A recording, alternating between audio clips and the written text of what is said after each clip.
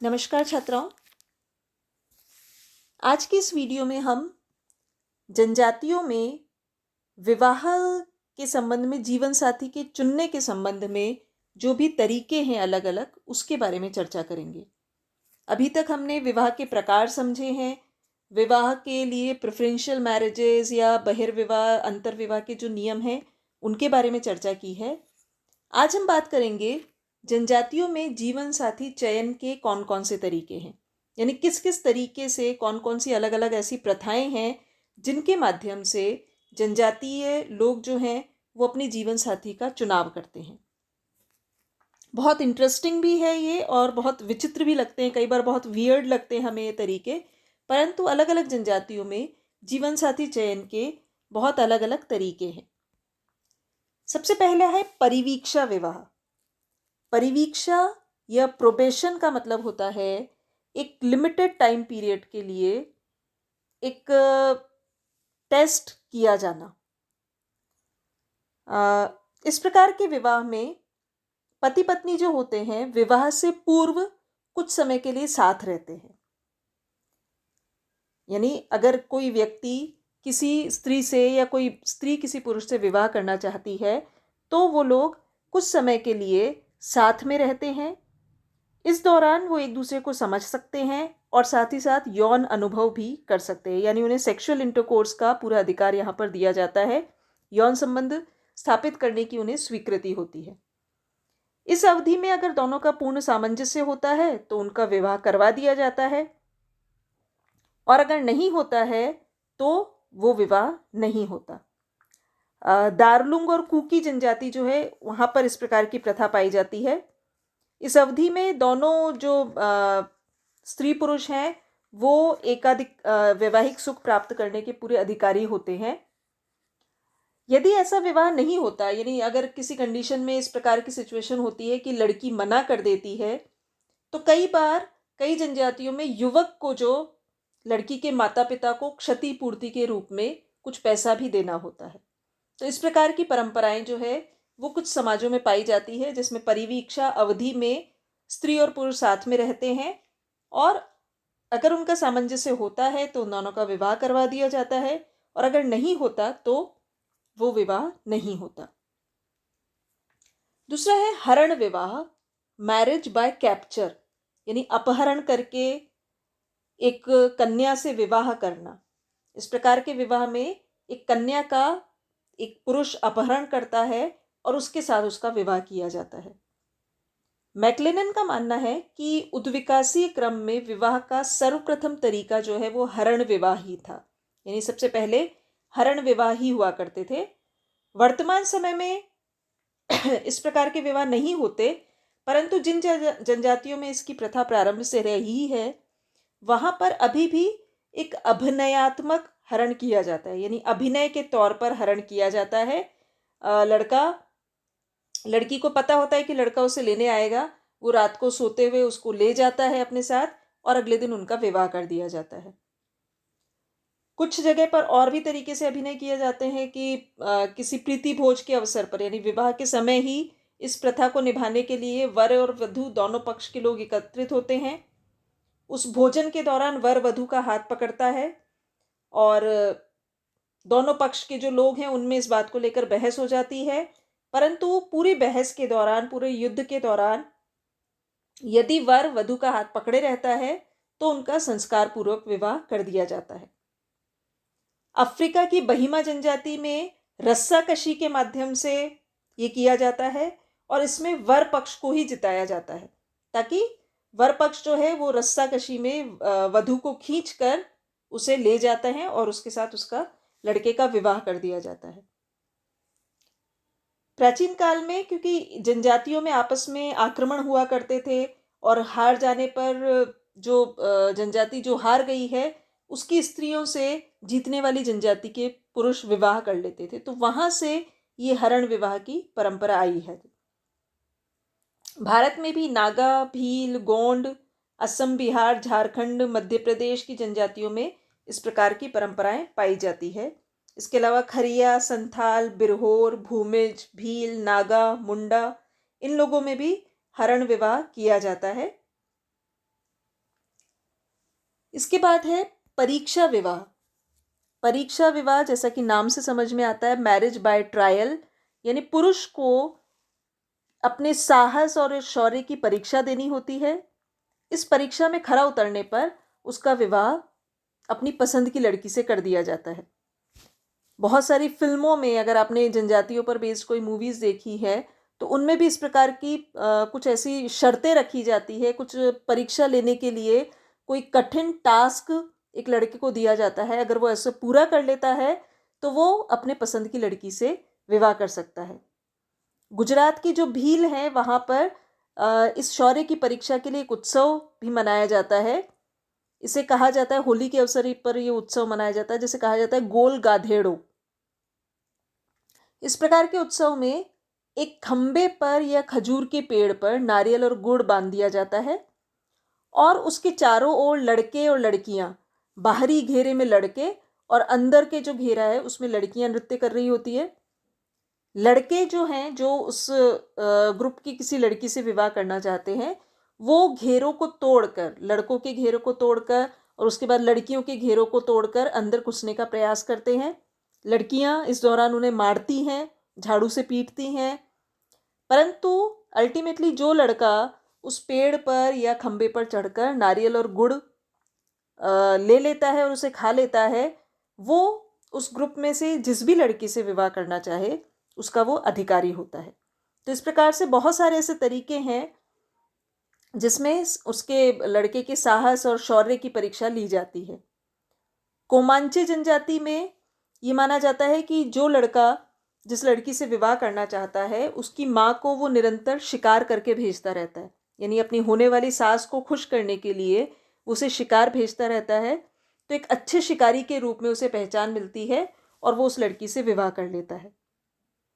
African जनजातियों में ये माना जाता है कि जो अधिकाधिक नरमुंड, यानी मनुष्य के कटे हुए सिर अपने गले में लटका के घूमता है, वो व्यक्ति सबसे अधिक बहादुर है और वो अपनी पसंद की लड़की से विवाह कर सकता है। तो इस प्रकार से परीक्षा विवाह भी जनजातियों में प्रचलित है। एक और परंपरा है क्रय विवाह की। इस प्रकार के विवाह में क्रय यानी खरीदना, इस प्रकार के विवाह में वधु प्राप्त करने के लिए लड़का जो है वो वधु के माता पिता को, उसके रिश्तेदारों को कुछ धनराशि वधु मूल्य के रूप में देता है। इसको भी धीरे धीरे इसमें भी परिवर्तन आया है कि ये वधु के व्यापार के रूप में नहीं देखा जाता। कई बार ये सिर्फ दिखावे के लिए होता है और उससे अधिक धन दूल्हे को भी दहेज के रूप में मिल जाता है। परंतु कुछ जनजातियों में वधु मूल्य जो है, जैसे साइबेरिया की किर्गिज जनजाति है, वहाँ पर वधु मूल्य इतना अधिक है कि लोग एकाधिक पत्नी नहीं रख सकते और तलाक भी नहीं लेते, क्योंकि एक ही बार विवाह करने में उन्हें बहुत बड़ी राशि जुटानी पड़ती है। जो भारत में नागा, गोंड, संथाल, हो, ओराव, खरिया, कुकी, भील, ये जो जनजातियां हैं, इनमें वधु मूल्य की परंपरा प्रचलित है।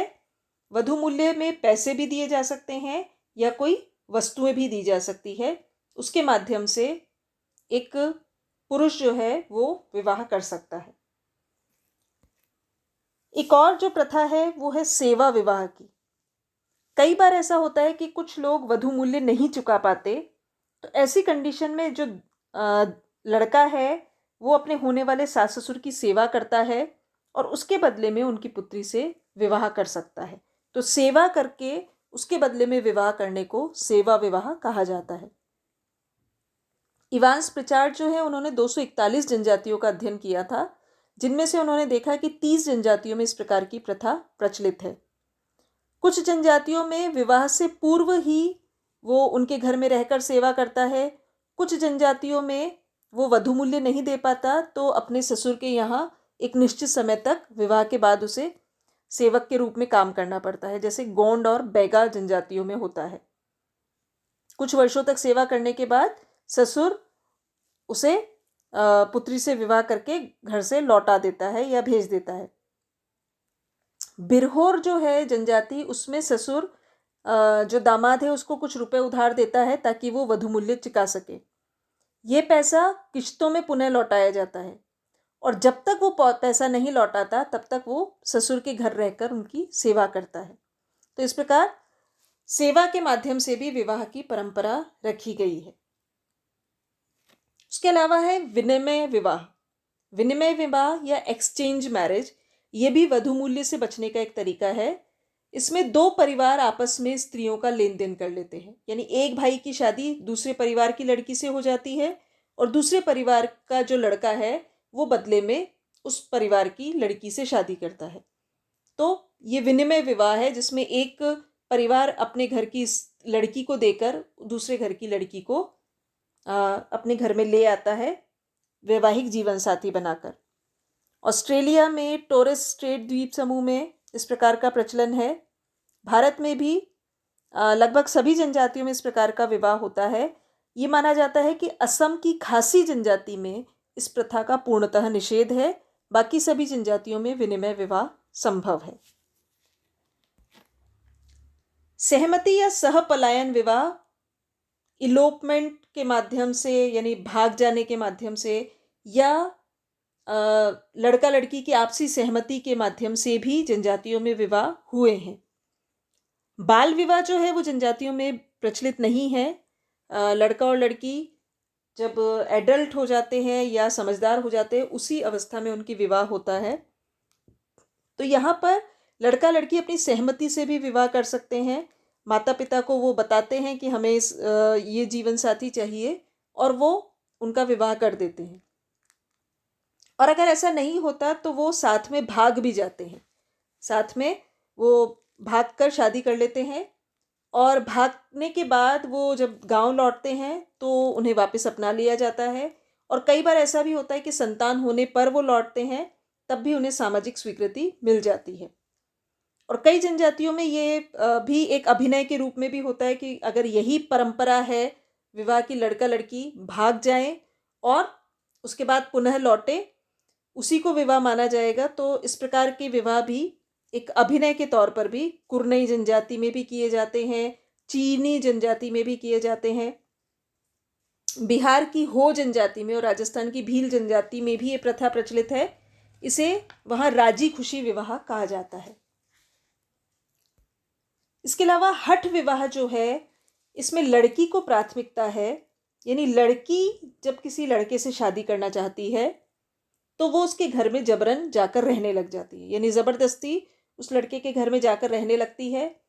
उसे वहाँ अपमान भी सहना पड़ता है, जो लड़के के माता पिता हैं उनसे उनके काम भी करने पड़ते हैं, कई बार उसके साथ मारपीट भी होती है, भोजन नहीं दिया जाता, बाहर निकाल दिया जाता है। परंतु यदि लड़की दृढ़ रहती है तो उसका विवाह उस लड़के से करवा दिया जाता है। इसे हठ विवाह या मैरिज बाय इंट्रूजन कहा जाता है।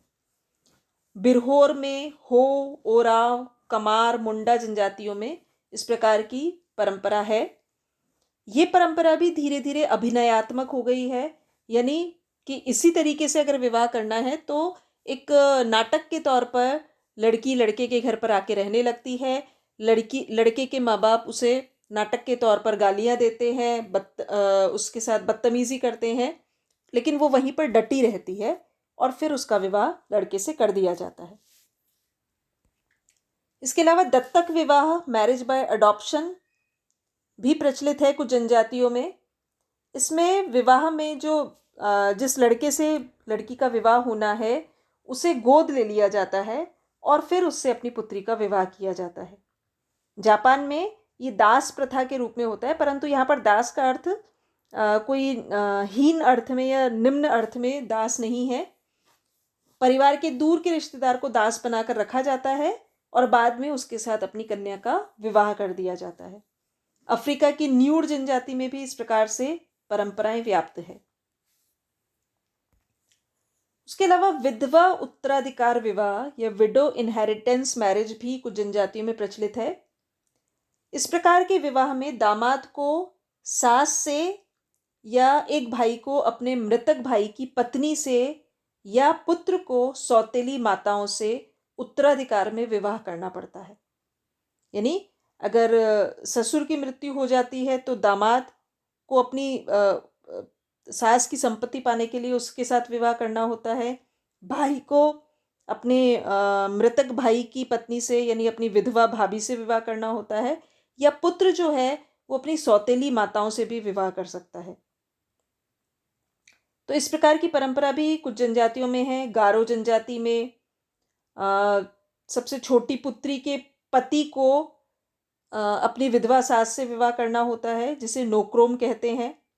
तो इस प्रकार जनजातियों में विवाह की जो भी परंपराएं हैं, उनमें न सिर्फ जीवन साथी चयन से संबंधित कुछ नियम हैं, बल्कि साथ ही साथ कुछ इंटरेस्टिंग ऐसे प्रथाएं भी जोड़ी गई है। और उसके अलावा उत्तराधिकार को ध्यान में रखते हुए, एक विधवा या विधुर की स्थिति को ध्यान में रखते हुए, निसंतानता को ध्यान में रखते हुए, पुत्र प्राप्ति की इच्छा को ध्यान में रखते हुए बहुत सारी ऐसी परंपराएं बनाई हुई है, जिनके माध्यम से व्यक्ति विवाह करते हैं। और उनके पीछे कुछ आर्थिक उद्देश्य भी हैं, कुछ सामाजिक उद्देश्य भी है। तो कुल मिलाकर जनजातियों में विवाह से संबंधित बहुत सारे विविध नियम या विविध तौर तरीके हमें देखने को मिलते हैं।